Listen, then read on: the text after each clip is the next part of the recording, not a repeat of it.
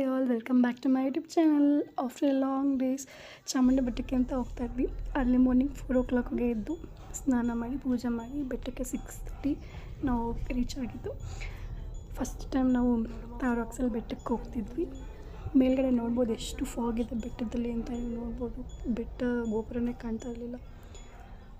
ತುಂಬ ಅಲ್ಲಿಂದ ನಾವು ಡೈರೆಕ್ಟ್ ದರ್ಶನಕ್ಕೆ ಅಂತ ಹೋದ್ವಿ. ಬಟ್ ಇನ್ನೂ ಅಲಂಕಾರ ನಡೀತಿತ್ತು. ಒಳಗಡೆ ಅಲಂಕಾರ ಮಾಡ್ತಿದ್ರು, ಒಳಗಡೆ ಬಿಟ್ಟಿಲ್ಲ ಅಂತ. ಆಂಜನೇಯ ಸ್ವಾಮಿ ಇಲ್ಲಿ ದೇವ್ರಿಗೆ ಅಭಿಷೇಕ ಥರ ಮಾಡಿ ಪೂಜೆ ಮಾಡ್ತಾಯಿದ್ರು. ಇಲ್ಲಿ ನೋಡ್ತಾಯಿದ್ವಿ. ಅಲ್ಲಿಂದ ಪೂಜೆ ಆಯಿತು. ಪೂಜೆ ಆದಮೇಲೆ ಚಾಮುಂಡೇಶ್ವರಿ ತಾಯಿ ದರ್ಶನ ಮಾಡ್ಕೊಂಡು ಆಚೆ ಬಂದ್ವಿ.